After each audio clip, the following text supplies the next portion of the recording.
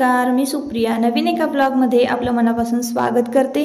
तुम्हाला आजचा दिवस सुखाचा, आनंदी आणि आरोग्यदायी जाऊ। तुम्ही जी काही स्वप्न पाहिली असतील ती सगळी स्वप्न तुमची पूर्ण होत। त्याचबरोबर शुभ सकाळ सर्वांना। सकाळची वेळ आहे आणि आजचा वार आहे सोमवार। टायमिंग आहे सकाळचे 8:30 वाजलेले आहेत। नुकतीच माझी देवपूजा झालेली आहे आणि देवपूजा झाल्यानंतर मी फुलं घ्यायला येते। तर आता बघा झालेलं काय आहे, गार्डन मध्ये आलेले आहे फुलं घ्यायला आणि फुलं खूप कमी आहेत। कधी कधी फुलं इतकी मिळतात ना भरमसाठ की देवारा गच्च भरतो फुलांनी। पण कधी कधी असं होतं ना की अगदी 2-4च फुलं झाडांना असतात आणि फुलं लवकर मिळत नाही। आता हे जास्वंदीच्या फुलांना ना मोहवा चढलेला आहे। तर आता गार्डन सुद्धा असं म्हणजे सगळीकडे अस्ताव्यस्त झालेलं आहे, आवरलेलं नाहीये। तर आता आज तर घरातली भरपूर कामं आहेत आणि स्वयंपाकही आहे। तर 1-2 दिवसानंतर गार्डन आवरायला घेणार आहे, तेव्हा तर मी तुमच्याबरोबर शेअर करेन की नक्की आम्ही गार्डनमध्ये काय करतो। तर घराच्या बाजूला ही थोडीशी जागा आहे, त्या जागेमध्ये भरपूर अशी फळांची झाडं लावलेली आहेत। आंब्याची झाडं आहे, चिक्कूचं आहे, डाळिंबाचं पण आहे, पेरूचं आहे, लिंबाचं पण झाड लावलेलं आहे आणि हा खायच्या पानांचा वेल आहे, म्हणजे नागवेलीच्या पानांचा। तर सध्या ना भरपूर वाळलेला आहे, कडक ऊन आहे, त्यामुळं कितीही पाणी घातलं तरी झाडांची बघा अवस्था काय होते। पण पावसाळ्यामध्ये मात्र संपूर्ण गच्च असं भिंत गच्च भरते या वेलानं। तर हे खायच्या पानांचा वेल आहे आणि आजूबाजूला तर तुम्ही बघत असाल किती गवत पसरलेलं आहे आणि भरपूर असं म्हणजे ना ह्याचे कडीपत्त्याचे झाडं उगवलेले आहेत। आणि कडीपत्ता उपटताना ना इतका मजबूत असतो ना, कितीही जोर लावून उपटला तरी कडीपत्ता उपटला जात नाही। मग तो कडीपत्ता खाणूनच काढावा लागतो। आणि इथं बघा वांग्याची झाडं लावली होती, तर वांग्यांना सुद्धा 2-4 अशी वांगी लागलेली आहेत। तर घरात जेवढे मेंबर्स आहेत 6, तर तेवढी वांगी मिळाली तरी एका कालवनाची वांगी होतात। तर आता इथं जिथं तिथं बघा कडीपत्त्याची झाडं उगवलेली आहे आणि तुम्ही बघितलं असाल आता पुढे कोवळून पडलेलं आहे। तर बघा आता अशी काहीशी गार्डनची अवस्था झालेली आहे। आजूबाजूला हे गवत, चुलीच्या बाजूला गवत वगैरे उगवलेलं आहे। जरा सकाळचं एक फेरफटका मारला ना की लगेचच कळतं की नक्की काय अवस्था झालेली आहे। तर एखाद्या दिवशी ते आवरायला घेणार आहे। घरात आल्यानंतर पूजा तुम्ही पाहू शकता। पूजा केल्यानंतर, फुलं अर्पण केल्यानंतर देवाला एक वेगळीच पॉझिटिव्हिटी, वेगळीच एनर्जी निर्माण होते, वेगळीच ऊर्जा मिळते। खरंच मला खूप भारी वाटतं। अशी साधी सिंपल जरी पूजा असली ना तरी खूप भारी वाटतं। जास्त काही करत नाही, देवपूजाच फक्त करते आणि देवाचं नामस्मरण करते। तर असं बघा आता आलेले आहे मी टेरेसवर आणि काय बरं करायचा आजचा बेत काय, तर अचानक बघा ठरलेलं आहे आमचं हे चना मसाला करायचं। तर आता चना मसाला बघा, आता हे हरभरे एवढे कशासाठी वाळत घातलेले आहेत, तर आम्ही वर्षभरासाठी डाळ करून ठेवणार आहोत। आणि बऱ्याचदा मी असं सुद्धा शेअर केलेलं आहे की वर्षभरासाठी आम्ही कुठली कडधान्य साठवून ठेवतो किंवा कुठले मसाले साठवून ठेवतो, उन्हाळी काम मी कुठलं केलेलं आहे हे नेहमी मी तुमच्याबरोबर शेअर करत असते। तरी एकदा स्पेशल असा व्हिडिओ मी नक्कीच घेऊन येईन की वर्षभरासाठी कुठले मसाले, कुठले कडधान्य आपण स्टोर करून ठेवायला पाहिजे, की जेणेकरून आपल्याकडे पैसे जरी नसले किंवा आपल्याकडं एखादा पगार जरी आपल्याला लेट आला तर आपण भरपेट असं खाऊ शकतो। तर नक्कीच मी तो व्हिडिओ अगदी संपूर्ण माहिती शीर आणि डिटेलमध्ये तुमच्याबरोबर शेअर करेन। तर बघा आता हे चणे ना भिजवलेले ते घेऊन चाललेली आहे। आता हे चणे रात्री भिजत घातलेले आहेत मोठ्या टपामध्ये आणि सकाळी वाळत घातलेले आहेत। तर आता हे वाळल्यानंतर ना छान असे भरडून आणायचे आहे जात्यावरनं आणि चणा डाळ करायची आहे। म्हणजे घरवी चणा डाळ जर केली ना तर त्याचं बेसन पीठही करता येतं आणि पुरणपोळीसाठी डाळ सुद्धा होते। आणि ओरिजिनल तुम्ही दुकानातलं जर बेसन पीठ घ्यायला गेला ना तर ताईंनो अजिबात चांगलं मिळणार नाही।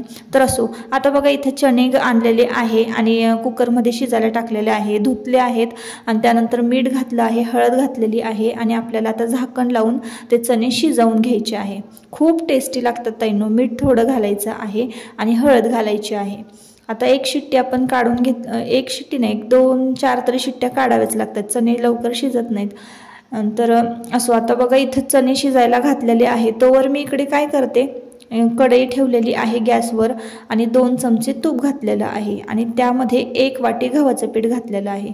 तर ताईंनो हे कशासाठी आहे तर गव्हाच्या पिठाचे गुलाबजाम करायची इच्छा झालेली आहे आणि हा प्रयोग मी सुद्धा पहिल्यांदा ट्राय करते आहे। तर तुम्हाला सांगणार आहे कसे झालेले आहेत किंवा माझा एक्सपिरियन्स मी तुमच्याबरोबर शेअर करणार आहे। तर 2 चमचे तूप घेतलेलं आहे आणि 1 वाटी गव्हाचं पीठ मंद आचेवर छान भाजून घेतलेलं आहे आणि आता हे आपण गार करण्यासाठी ठेवून देणार आहोत। तर बघा आता इथे माझं पिल्लू मला कसं मदत करते, सगळ्या लसणाच्या पाकळ्यांचं जे टरफल आहे ना इकडे तिकडे उडालेली आहेत, वारं भरपूर सुटलेलं आहे तर तो भरून घेत आहे। तर आता बघा टोमॅटो 1 घेतलेला आहे, आलं थोडं घातलेलं आहे आणि लसूणाच्या 2-4 पाकळ्या हे करून वाटण करून घेतलेलं आहे, टोमॅटोची प्युरी करून घेतलेली आहे। आता चणे बघा आपले छान शिजलेले आहेत आणि छान मऊसूत शिजलेले आहेत। तर त्यातलेच एक 2-4 चमचे चणे एका डिशमध्ये बाजूला काढून घ्यायचे आहेत आणि थोडं जे पाणी आहे ना ते काढून ठेवायचं आहे, म्हणजे थोडं ओतून द्यायचं आहे आणि थोडं कुकरमध्ये शिल्लक ठेवायचं आहे। 2-4 कांदे कापून घेतलेले आहे, लोखंडी तवा ठेवलेला आहे, त्यामध्ये 2 चमचे तेल घातलेलं आहे आणि हा संपूर्ण कांदा जो आहे ना तो मस्त तेलामध्ये भाजून घ्यायचा आहे। तर नक्की ही रेसिपी करून बघा, मी तुमच्याबरोबर चण्या मसाल्याची रेसिपी शेअर करते आहे। कांदा छान भाजून झाल्यानंतर सुरुवातीला तुम्ही जिरं घातलं तरीही चालेल, थोडंसं मी विसरले होते तर असो, जिरं फुलल्यावर मग कांदा घालायचा आहे। कांदा छान भाजून झाल्यानंतर मी हे सगळे मसाले त्यामध्ये घातलेले आहेत। असा मसाला काय काय घातलेला आहे तर छोले मसाला 1 चमचा घातलेला आहे, 1 चमचा घरगुती लाल तिखट जे आहे ना तुम्ही जे वापरत असाल ते घाला आणि कश्मीरी लाल चिली पावडर घातलेली आहे, थोडीशी हळद घातलेली आहे आणि मीठ थोडंसं घालायचं आहे कारण आपण शिजवताना सुद्धा मीठ घातलेलं आहे। त्यानंतर थोडंसं अर्धा इंच आलं, 10-12 4-5 घातलेत लसणाच्या पाकळ्या आणि एका टोमॅटोची प्युरी करून घेतलेली आहे, ती या वाटणामध्ये आपण छान भाजून घ्यायची आहे म्हणजे कांद्यामध्ये। आता तुमच्या लक्षात आलं असेल की कुठल्याही प्रकारचं वाटण मी ह्या भाजीला केलेलं नाही आहे, फक्त कांदा फोडणी घातलेला आहे, टोमॅटोची प्युरी केलेली आहे। तर बघा आता हे चणे आहेत की नाही काढून ठेवलेले डिशमध्ये, तर त्याचं थोडंसं वाटण करून घेतलेलं आहे, म्हणजे ते बारीक केलेले आहेत मिक्सरला आणि आपल्याला या मसाल्यामध्ये ते चणे घालायचे आहे। तर असं केल्यामुळं काय होतं, छान एक दाटसरपणा भाजीला येतो, छान टेक्स्चर भाजीला येतं, स्ट्रक्चर भाजीला येतं, जरा शब्द चुकतायत सांभाळून घ्या। तर छान असा दाटसरपणा येतो आणि काय करायचं थोडंसं पुन्हा पाणी घालायचं आहे आपल्याला कुकरमध्ये जे राहिलेलं आहे ना थोडंसं चणे शिजवलेलं जर पाणी शिल्लक नसेल राहिलं, तुम्ही ओतून दिलं असेल तर मिक्सरच्या भांड्यामध्ये मसाला वाटलेला असतो ना, टोमॅटोची प्युरी केलेली असते ते त्यात थोडं पाणी घालायचं आणि चण्यामध्ये टाकायचं, झाकण ठेवायचं आणि चणे आपल्याला 10-1 मिनटं शिजवून घ्यायचे आहेत। आता 10 मिनटामध्ये मस्त चणे शिजून होतात। आता काय करायचं आहे आपल्याला एक मस्त असा तडका तयार करायचा आहे।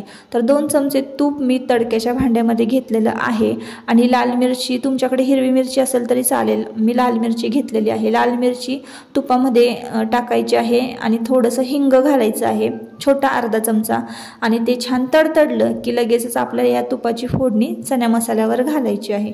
1 नंबर चणा मसाला होतो ताईंनो, नक्की तुम्ही ही रेसिपी ट्राय करून बघा। 5 स्टार हॉटेलला मागे सारेल असली भारी रेसिपी खरंच झाली होती आणि त्या दिवशी ना पुऱ्या केल्या होत्या तर भरपूर, म्हणजे घरातले मेंबर्सना अगदी पोटभर जेवले होते। व्हॉइस ओव्हर मी नंतर करते आहे म्हणून तुम्हाला माझा अनुभव सांगते, खरंच खूप मस्त झाली होती भाजी। आता कोथिंबीर घातलेली आहे आणि चण्यावर पुन्हा झाकण ठेवून दिलेलं आहे। तडका मुरण्यासाठी पुन्हा आपण 5 किंवा 7 मिनटं तुम्ही उकळून घ्यायचे आहे चणे आणि छान उकळल्यानंतर ती भाजी एकदम मस्तच फ्लेवर, वासच खूप छान येतो। आणि बघा आता इथे टमटमीत फुगलेल्या पुऱ्या ज्या आहेत ना त्या पटापट तळून घेणार आहे। तर इकडे मी भाजी शिजायला घातलेली आहे आणि पुऱ्या लाटून दिलेल्या आहेत आणि तिकडे सासूबाई पुऱ्या तळून घेत होत्या। तर बघा अशा पद्धतीनं आमचा आजचा मेनू, आजचा बेत, अचानक ठरलेला हा बेत आहे चना मसाला आणि पुरी, खरंच खूप खायला मस्त लागते।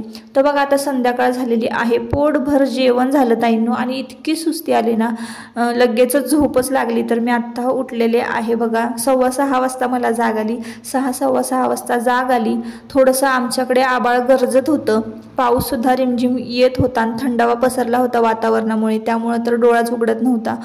तर तरीही उठले मी, फ्रेश झाले आणि आता ही बाटली आहे ना तेलाची, देवाच्या तेलाची बाटली आहे. तर आपण दिवाबत्तीसाठी मी कधीही किटलीतलं तेल वापरत नाही, असं तेल भरून ठेवते. तर कारण मग नॉनव्हेजचे वगैरे हात लागतात ना, त्यामुळे देवाचं जे तेल आहे ना ते मी वेगळंच ठेवते. तर देवाचं तेल मी भरून घेतलेलं आहे, दिवाबत्ती झालेली आहे. आता बघा सकाळी जे गुलाबजामचं पीठ मी भाजून ठेवलं होतं ते छान आता थंड झालेलं आहे. एका बाजूला मी कुकर लावलेला आहे डाळीचा आणि दुसऱ्या बाजूला मी भात घातलेला आहे. आमच्याकडे कुकरचा भात आवडत नाही, पातेल्यामध्ये भात शिजवावा लागतो. आता बघा ह्या गुलाबजामच्या पिठामध्ये मी सोडा घातलेला आहे. अगदी तुम्हाला बघा अंदाजे सांगायचं म्हटलं तर 2 चिमूट सोडा घालायचा आहे आणि 1 चमचा आपल्याला दुधावरची साय घालायची आहे आणि थोडंसं दूध घालायचं आहे. आणि हे गुलाबजामचं पीठ छान मळून घ्यायचं आहे, म्हणजे गव्हाच्या पिठाचे गुलाबजाम आता आपण करणार आहोत. तर बघा आता हे पीठ आहे ना अगदी छान खव्यासारखं लुसलुशीत होतं. तर तुम्ही नक्की करून पहा. सुरुवातीला थोडेसे गुलाबजाम कडक होतात, पण नंतर पाकामध्ये भिजल्यानंतर छान मऊसूत होतात आणि खव्यासारखेच लागतात खायला. थोडाफार फरक तुम्हाला जाणवेल, जास्त नाही, पण खरंच मस्त लागतात. तर बेस्ट उपाय आहे हा. जर ज्यांना खवा नसेल मिळत आजूबाजूला तर तुम्ही गव्हाच्या पिठाचे, आणि सतत जर तुम्हाला गुलाबजाम खावेसे वाटत असाल, मॅनेज होत नसेल तर खवा आणणं किंवा करणं, तर मग तुम्ही घरच्या घरी असे गव्हाच्या पिठाचे गुलाबजाम करू शकता.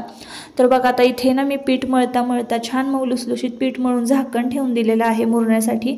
आणि भात आता हलवून घेते. भातसुद्धा शिजत आलेला आहे. भातावर एक झाकण ठेवलं, 2-3 मिनटं भाताचा गॅस चालू ठेवला की लगेचच भात शिजणार आहे. तोवर काय करते मी इकडे पाकासाठी साखर काढून घेणार आहे.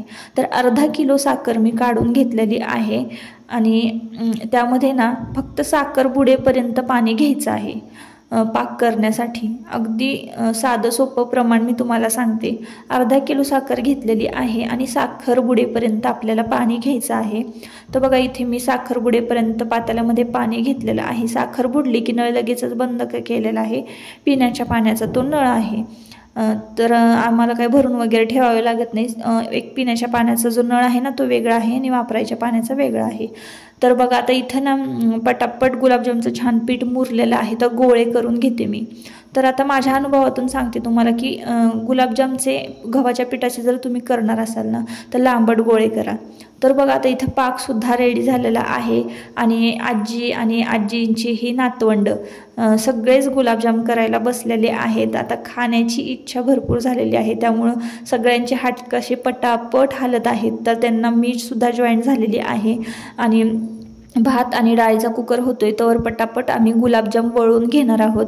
आणि गोल गोल वळण्यापेक्षा आहे ना तुम्ही लांबट असे आकाराचे गुलाबजाम करा, ते जास्त चांगलं होतील. कारण मीही तसंच करायला पाहिजे होतं, पण आता मी सुद्धा पहिल्यांदा करते आहे. तर बघा आता छान गोल गोल केले तरी हरकत नाही, फक्त खूप मंद आचेवर त्या गुलाबजाम तळावे लागतात. ते शिजण्यासाठी जरा वेळ लागतो. शेवटी ते गव्हाचं पीठ आहे. तर बघा असं खूप वेळ लावून मी बारीक गॅसवर तळून घेतलेले आहेत गुलाबजाम.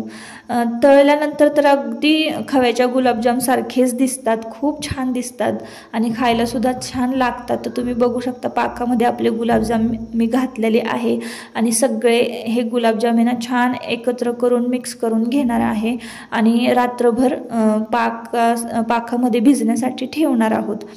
तर दुसऱ्या दिवशी तुम्हाला तर नक्कीच सांगेन मी त्याची टेस्ट कशी झालेली आहे, कारण खव्याच्या गुलाबजामासारखी लगेचच खाता येत नाहीत हे गुलाबजाम.